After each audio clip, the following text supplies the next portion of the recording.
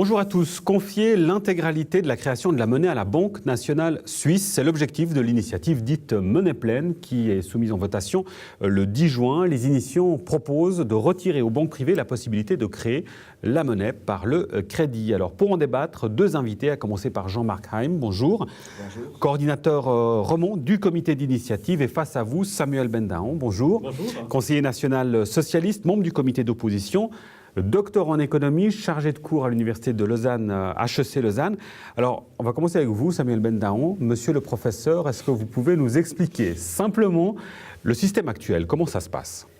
Bon, je pense, en ce qui concerne la discussion qu'on a sur l'initiative Monnaie pleine, en fait, ce qu'il y a aujourd'hui, puis qui est un peu contesté par les initiants, c'est que quand les gens viennent déposer leur argent en fait, à la banque, ils ont sur leur compte un montant. Je viens avec 1000 francs, puis je dépose ces 1000 francs sur mon compte bancaire, et puis je vois sur mon compte, ah, j'ai 1000 francs, j'ai l'impression que c'est les miens. Mais ce que fait la banque, en fait, avec cet argent, c'est qu'elle ne le met pas dans un coffre-fort, c'est-à-dire qu'il n'y a pas une sécurisation totale de l'argent, elle ne le met pas dans un coffre-fort, mais elle dit, vu que j'ai des déposants qui déposent de l'argent, mon travail de banque, c'est de faire quelque chose avec cet argent, de le faire travailler. Et donc, la banque va dire, puisque j'ai des déposants d'un côté, je peux utiliser ça dans mon bilan, donc c'est intégré dans le bilan de la banque, ça veut dire que la banque intègre en fait les dépôts dans ses propres comptes, si on veut, et du coup, elle peut en faire quelque chose. Et elle va octroyer des crédits. Alors justement, c'est ce qu'on constate aujourd'hui. D'un côté du bilan de la banque, vous avez des gens à qui la banque doit de l'argent, donc on va dire, moi, comme banque, j'ai des gens qui ont déposé de l'argent, donc je dois cet argent, je le dois tout de suite d'ailleurs, ce qui est une des questions qu'on pourra discuter, mais de l'autre côté du bilan de la banque, avec cet argent, je le prête. Donc en fait, je fais des crédits, essentiellement pour nous, pour les banques de dépôt, en fait, c'est des crédits hypothécaires pour la majorité des cas, et puis on parle aussi des crédits aux PME, des crédits aux entreprises, éventuellement du crédit à la consommation. Qu'on comprenne bien, si moi je dépose ces 1000 francs, la banque va prêter combien sur ces 1000 francs ? Bon, ça, vous avez des statistiques qui sont faites sur le taux. En gros, ce qu'il faut considérer, c'est la chose suivante, c'est que si vous regardez de façon consolidée, vous avez à peu près une équivalence entre les prêts et puis les dépôts. Mais il faut bien se rendre compte que le mécanisme est un petit peu plus subtil que ça, parce qu'en fait, c'est ce qu'on appelle le multiplicateur bancaire, et c'est d'ailleurs ce que contestent un peu les initiants, cette logique du multiplicateur monétaire bancaire. Quand vous déposez votre argent, par exemple 1000 francs, puis imaginez maintenant la banque dit, je vais prêter, je sais pas, 800 francs de ces 1000 francs, parce que les banques ne peuvent pas tout prêter en fait. Pourquoi ? Parce qu'elles doivent garder des liquidités. Parce qu'il y a des gens qui disent, mais moi je veux récupérer mes 1000 francs et je les veux maintenant. Donc il y a des réserves, il y a des coussins qui sont gardés pour qu'on puisse toujours retirer l'argent, sauf en cas de panique massive. Mais maintenant, si je prête cet argent, vous prêtez 800 francs à quelqu'un d'autre. Cette personne utilise l'argent pour acheter un truc, l'autre personne prend l'argent, elle le met sur son compte bancaire, et il y a un nouveau dépôt qui est là.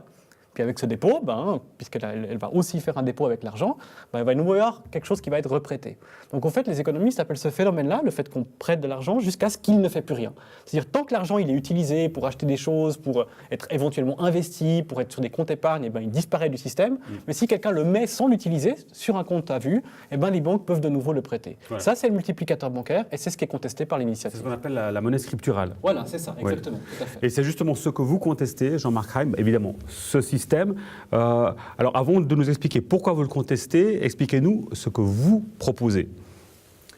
Écoutez, je veux d'abord dire que je ne peux pas vous dire ce qu'on propose si nous ne clarifions pas ce qui vient d'être dit. Parce que nous, alors allez-y. Et ce n'est pas nous qui le prétendons, c'est quasiment toutes les banques centrales du monde, la BNS y compris, la Deutsche Bundesbank le dit très clairement. Quand les banques commerciales octroient des crédits, elles n'utilisent jamais les dépôts des clients, contrairement à ce que M. Bendaon vient de nous dire. La théorie du démultiplicateur est une théorie qui n'a jamais été appliquée. Et ça, alors, que font les banques ? On le trouve aussi sur des documents de la Banque d'Angleterre qui expliquent que cette théorie n'a pas d'application concrète. Alors, quelle est la réalité ? Alors, la réalité, c'est que quand vous allez emprunter de l'argent pour obtenir un crédit d'une banque commerciale, elle vous prête de l'argent qu'elle ne possède pas toujours. Elle a des dépôts, mais elle n'utilise pas ces dépôts. Elle fait de la création à partir de rien. C'est-à-dire qu'elle vous écrit des chiffres sur votre compte qui est au passif, elle écrit le correspondant à son actif, c'est ce que vous devrez lui rembourser. Elle a augmenté son bilan d'autant. Et quand vous remboursez la dette, elle remet les compteurs à zéro. C'est une pure écriture comptable. Elle n'a utilisé aucun franc qu'elle possédait. Elle n'a pas donné un seul franc à l'emprunteur. Alors, À ce moment-là, je vous cède de nouveau la parole, Samuel Bendahan, parce qu'il semblerait que vous n'êtes déjà pas d'accord sur comment fonctionne le système actuel. Oui, mais ça, c'est effectivement les problèmes de tous ces débats, c'est qu'on n'est pas d'accord sur comment le système fonctionne. Il y a une chose qui est importante par rapport à ça. Si les banques créent vraiment de l'argent à partir d'absolument rien, on voit bien que ça ne pourrait pas être possible, parce que imaginez comment on aurait pu s'en sortir de toutes les crises qu'on a eues. Les banques n'auraient jamais eu besoin d'être sauvées, puisqu'elles n'avaient qu'à créer de l'argent à partir de rien. On n'aurait pas eu de soucis. Donc on voit bien que ce n'est pas aussi simple que ça. Mais vous reconnaissez, Oui, que tout l'argent qui est prêté par les banques n'est pas réellement en leur possession. J'y viens. Ah, bien sûr, je reconnais tout à fait ça. C'est ce que j'ai expliqué avec le multiplicateur bancaire. Il y a plus de monnaie que l'argent qui a été déposé, puisqu'il y a une création monétaire. Alors, pour aller dans le sens de ce qui vient d'être dit, parce que j'aimerais bien qu'on essaie de pas, qu'on essaie vraiment de comprendre comment les choses fonctionnent. Et puis, moi, je ne veux pas dire que les gens ont tort pour dire qu'ils ont tort. Mais il y a une logique qui est claire. Quand la banque octroie un crédit à la base, elle transforme quelque part quelque chose de l'argent qu'elle a en guillemets en liquidité. Liquidité, c'est l'argent qu'on a un peu comme ça, qu'on peut disposer comme ça. Elle le transforme d'un coup en crédit. Mais ce qui est vrai dans le raisonnement de M. Haim, c'est vrai ce qu'il vient de dire, au moment où le crédit est octroyé, c'est-à-dire à la seconde où le crédit est octroyé, vous donnez, imaginez, je vous fais un crédit, donc je transforme la liquidité que quelqu'un d'autre m'a donnée parce qu'il a un dépôt en un crédit à vous. Puis qu'est-ce que vous faites immédiatement que je vous ai fait le crédit? La toute première chose que vous faites avant de faire quoi que ce soit avec l'argent, quelque part, vous avez un compte chez moi, comme banque, où ce crédit existe. Vous êtes mon créancier. Oui, quelque part. Et vous avez de l'argent à la banque. Donc, jusqu'à ce moment-là, M. Haim a raison. Parce qu'en fait, en réalité, vous avez le déposant qui a, je ne sais pas, laissé 1000 francs. Puis en même temps, moi, je vous ai prêté de l'argent, je ne sais pas, 800 francs. Puis vous avez ces 800 francs sur le compte parce vous avez le droit de les dépenser. Donc, en fait, il y a 1800 francs à partir de 1000 francs. C'est ça qui est un peu compliqué à comprendre. Mais c'est vrai.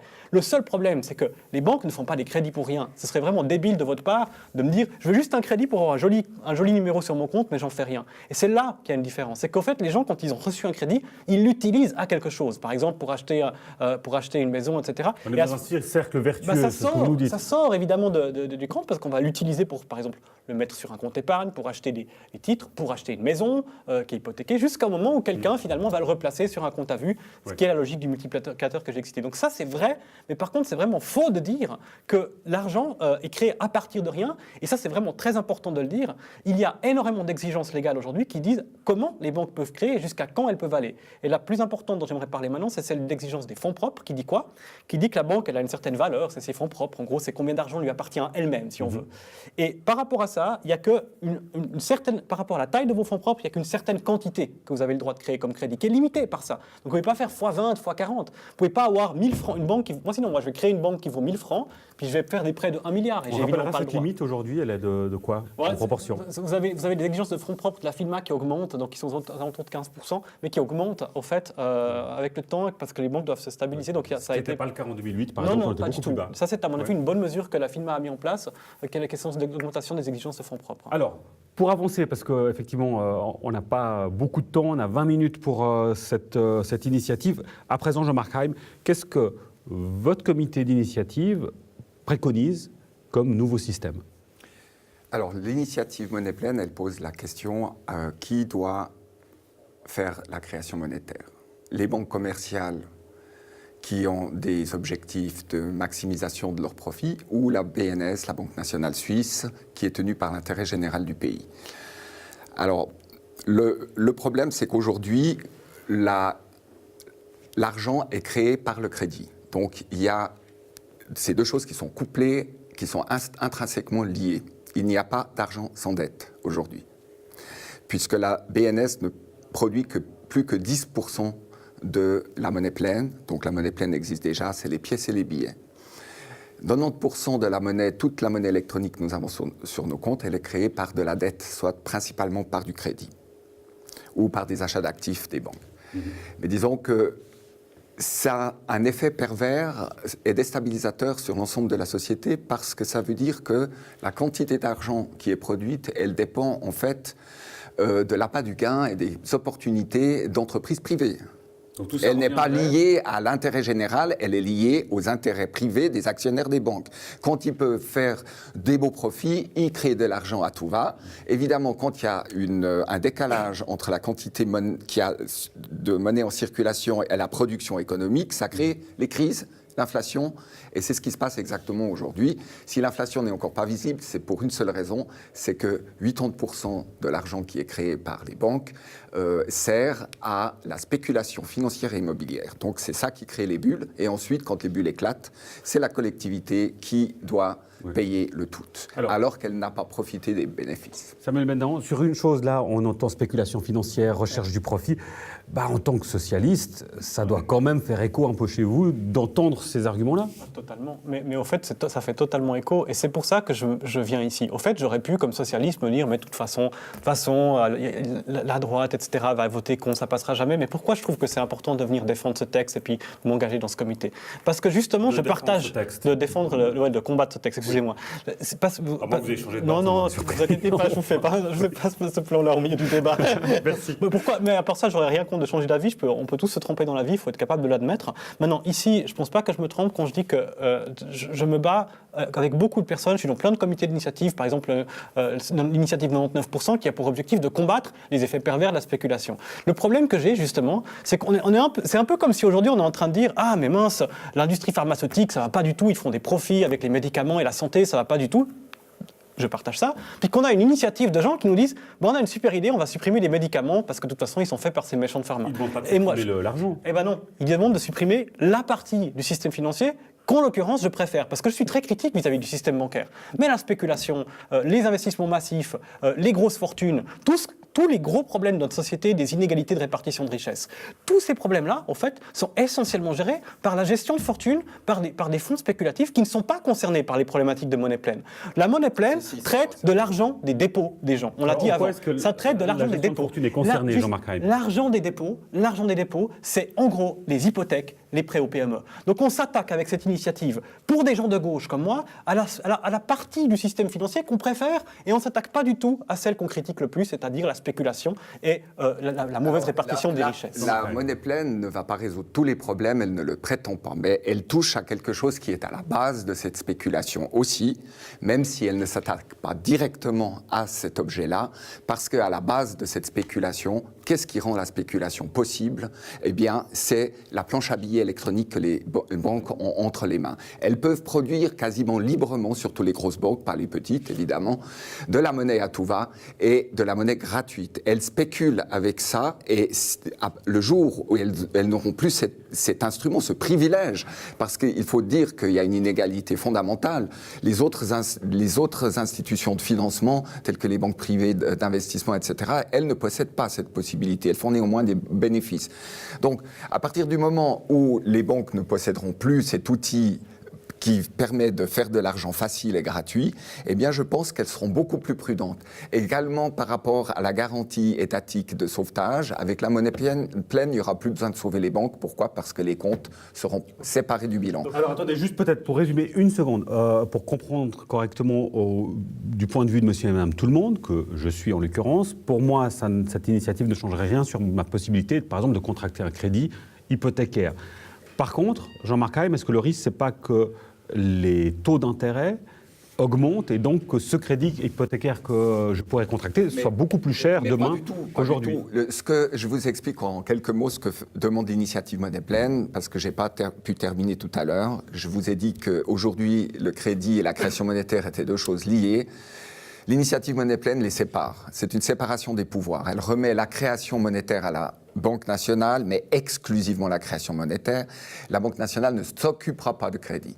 Elle laisse le crédit comme aujourd'hui aux banques, sauf qu'elles devront utiliser de l'argent qui existe. Et elles ne pourront plus le faire elles-mêmes, mais elles resteront entièrement compétentes pour le crédit.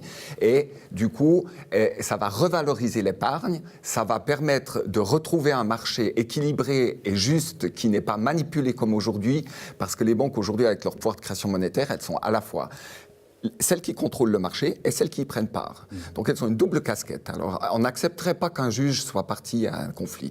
Alors pourquoi est-ce qu'on accepte que ce soit le cas dans une matière comme l'argent qui est encore bien plus importante que la justice? Alors plusieurs de vos propos ont fait réagir Samuel Bendahan, je vous Faites la parole. Je vais essayer d'aller assez vite. Premièrement, sur la spéculation, moi j'aimerais quand même. Enfin, moi je suis vraiment le premier à taper sur les spéculateurs qui détruisent le monde, qui affament la planète. Enfin, je suis vraiment le premier à être sur ce combat-là. Je trouve que c'est un combat fondamental qu'on doit mener. Mais si vous regardez les bilans des banques, particulièrement des banques de proximité qui sont les plus affectées, les banques cantonales, etc., mais pas seulement, les banques de proximité qui font du trafic des paiements, des banques de détail, la banque de tout le monde, si vous regardez les bilans et l'actif, c'est-à-dire qu'est-ce qu'ils font de cet argent, je suis désolé, il y a ou pas, ou extrêmement peu de spéculation là-dessus. La spéculation, elle se fait sur des grosses fortunes, c'est des gens qui le font, sur du hedge fund, c'est ça les acteurs de la spéculation. Donc non, ça c'est la première chose, parce que vous avez dit deux choses, j'aimerais répondre aux deux. Donc ça c'est la première chose. La deuxième chose sur les taux d'intérêt, parce que c'était quand même votre question, je pense qu'il faut répondre aux questions qu'on nous pose. La problématique est simple, et ce que vous avez dit est juste, hein. Vous avez dit, elles ne pourront plus utiliser l'argent des dépôts pour faire du crédit, donc elles ne pourront plus faire ce mécanisme-là. Voilà. Elles devront trouver l'épargne, mais elles le font déjà. Donc en fait, vous êtes en train de dire, il y a une masse, non mais ce que vous dites, c'est exactement ça. Il y a de l'argent qu'elles utilisent aujourd'hui par la création monétaire qu'elles ne pourront plus utiliser demain. Donc vous raréfiez le crédit, puisque vous dites la BNS ne fait pas de crédit, vous venez de le dire. On ne raréfie pas voilà. Non, mais si vous dites qu'il y a cet argent que vous pouvez utiliser pour le prêter, et puis demain vous ne pouvez plus l'utiliser, il y a moins d'argent à prêter. Et la mécanique de ça, c'est que s'il y a moins d'argent à prêter, l'argent est plus cher. C'est vraiment la base du fonctionnement, et c'est pour ça que les taux d'intérêt vont augmenter ou que les frais de gestion des comptes vont augmenter. Vous oubliez un élément essentiel, c'est que l'initiative Monnaie Pleine n'interdit pas aux gens de prêter leur argent aux banques comme elles le font aujourd'hui. Elle leur permet simplement d'avoir le choix, ce qui n'existe pas aujourd'hui, d'avoir un compte qui ne rapporte pas d'intérêt, mais qui favorise la sécurité. Et si les gens veulent toucher des intérêts, ils le mettent comme aujourd'hui en prêt à la banque. Et ils toucheront des intérêts et on sera dans un vrai marché d'offres. On sera... non, ils n'auront plus accès, ils l'auront prêté, donc comme c'est une monnaie pleine, ils ne pourront plus récupérer du jour au lendemain leur argent, ce qu'ils peuvent aujourd'hui. Donc ils devront faire un choix. Et qui c'est qui va faire le choix que vous dites, monsieur ? C'est les riches, parce qu'ils auront les moyens d'avoir un compte épargne avec des durées bloquées, parce qu'ils auront de l'argent à côté. Mais tous les gens qui ont des comptes à bas dépôt, qui ont 10 000 francs, 5 000 francs, rien, 100 francs, ces gens ne vont pas mettre ça en compte épargne, ce serait ridicule, donc ils seront obligés de l'avoir en compte à vue. Par contre, évidemment, les banques ne vont plus accepter cet argent. Donc ils vont mettre des frais de gestion sur les comptes, et voilà que les pauvres vont devoir payer encore plus cher. Vous êtes en train de protéger les banques parce que vous avez... Non, les banques... Non, vous protégez les banques dans votre argumentation parce que vous dites que ça va être un problème pour elles de ne plus pouvoir faire des profits sur ces dépôts à vue. Or, le système bancaire je m'excuse, mais si une entreprise comme une banque commerciale a besoin d'avoir une telle subvention que représente la création monétaire parce qu'elles ont gagné 35 milliards entre 2007 et 2015 sur la création monétaire, si une entreprise a besoin d'une telle subvention pour pouvoir fonctionner, c'est qu'il y a un problème au sein de l'entreprise parce que les autres entreprises financières n'ont pas cet avantage-là et elles fonctionnent quand même. Alors je ne sais pas pourquoi vous déplorez qu'on va leur enlever un tout petit pourcentage de leurs immenses bénéfices et je ne comprends pas pourquoi vous défendez ça. Non, en fait, je n'ai pas de problème avec le fait qu'on enlève des bénéfices des entreprises si c'est illégitime. Je dis juste que vous pouvez aller voir le bilan de n'importe quelle banque. Donc le bilan, c'est vraiment obligatoire, elles sont obligées de le publier. C'est un document qui dit... qu'est-ce que j'ai fait de mon argent et à qui je dois de l'argent ? C'est ça le bilan. C'est-à-dire, voilà, qu'est-ce que j'ai fait de l'argent, à qui je dois de l'argent. Puis là-dedans, il n'y a pas de subvention. Vous voyez assez clairement que la banque, elle a de l'argent qu'elle doit à elle-même, c'est ce qu'on appelle les fonds propres, c'est-à-dire qu'elle a une certaine valeur qui lui est propre. Et puis elle a des dépôts, des gens qui ont déposé de l'argent, qu'elle peut les mettre au bilan. Votre initiative dit, on va supprimer ce bout-là du bilan. Donc on va enlever un aspect qui me semble fondamental de l'activité bancaire aujourd'hui. On leur dit, ce métier que vous faites, en gros, d'avoir d'un côté des dépôts, puis de l'autre côté, d'avoir des crédits que vous faites avec ces dépôts, ça, vous faites plus. C'est ça que vous dites aux banques. Mais vous voulez obliger les citoyens à... Mais bien sûr, le système actuel nous oblige à prêter notre argent à la banque simplement pour pouvoir faire des paiements électroniques. On n'a pas le choix. On ne peut pas faire... Vous pouvez aussi louer un coffre-fort si vous voulez. Vous avez le droit de dire que la banque ne peut pas. Un coffre-fort, vous voulez payer vos impôts avec des billets et des pièces ? C'est ce que vous voulez. C'est exactement ce que vous demandez avec votre initiative. Du tout. La société actuelle ne nous permet plus de vivre sans argent électronique et pour pouvoir disposer d'argent électronique, nous sommes obligés de devenir le créancier d'une banque. Et ça, vous trouvez que c'est juste ? Alors messieurs, s'il vous plaît, je me permets juste d'intervenir parce qu'on arrive au terme de l'émission. J'aimerais juste vous entendre rapidement sur une question à chacun. À vous d'abord, Jean-Marc Heim. Dans le contexte actuel, la Suisse, si l'initiative passe, serait le seul pays au monde à instaurer un tel système qu'à ma connaissance on ne connaît pas ailleurs. Est-ce que ce n'est pas prendre un risque qui est énorme ? radicale, alors que finalement, les choses ne vont pas si mal que ça aujourd'hui? Écoutez, les choses, elles vont pas si mal pour ceux qui en tirent les plus gros profits, c'est-à-dire pas la population, parce que nos caisses de pension sont en train de fondre. On est assis sur une dette monumentale, la Suisse peut-être un peu moins, quoique au niveau privé, elle a le record mondial à cause des dettes hypothécaires. Et donc, le pire est à venir, c'est ce que vous nous dites. Comment ? Le pire est à venir. Le pire est à venir, absolument. On est assis vraiment sur des charbons ardents. Et le fait que la Suisse fasse ça en pionnière ne peut être qu'une très bonne chose pour elle, parce qu'elle va être suivie par tout le monde, on aura la monnaie la plus sûre du monde, on va être envié par tous les pays, et ça va renforcer la place bancaire suisse pour cette raison-là. Et enfin, Samuel Bendaon, on a compris votre position. J'imagine que vous ne défendez pas corps et âme ce système. Est-ce qu'il y a des éléments où vous entendez peut-être le fait qu'il faut réformer certains aspects? Ouais. Et si oui, lesquels? Il faut, alors ce système n'irait pas du tout, et je crois que personne ne l'envierait. Par contre, vous avez totalement raison de dire, il y a beaucoup de choses dans le système financier qu'on peut un peu réformer, notamment dans la répartition des richesses. Je crois que l'enjeu, il est là demain, surtout avec la numérisation, les nouvelles technologies, l'intelligence artificielle. Le vrai enjeu, c'est qui possède les richesses et qui possède les éléments qui nous permettent de créer la richesse. Et ça, ce sera l'enjeu dans 10 ans. Pas la monnaie, c'est qui possède l'argent et comment c'est réparti et comment on se répartit la valeur. On est un pays magnifique qui produit beaucoup, mais il faut que cette production, que la valeur produite, profite à tout le monde. Et Monnaie Pleine ne fait rien par rapport à ça. Par contre, elle chamboule bien le système. Voilà, ce sera le mot de la fin. Rendez-vous le 10 juin pour le résultat de cette votation populaire initiative Monnaie Pleine. Messieurs, merci beaucoup. Merci à vous. Bonne suite pour la suite de la campagne. Et quant à nous, on se retrouve la semaine prochaine pour un nouveau débat. À très bientôt sur NRTV. Ciao.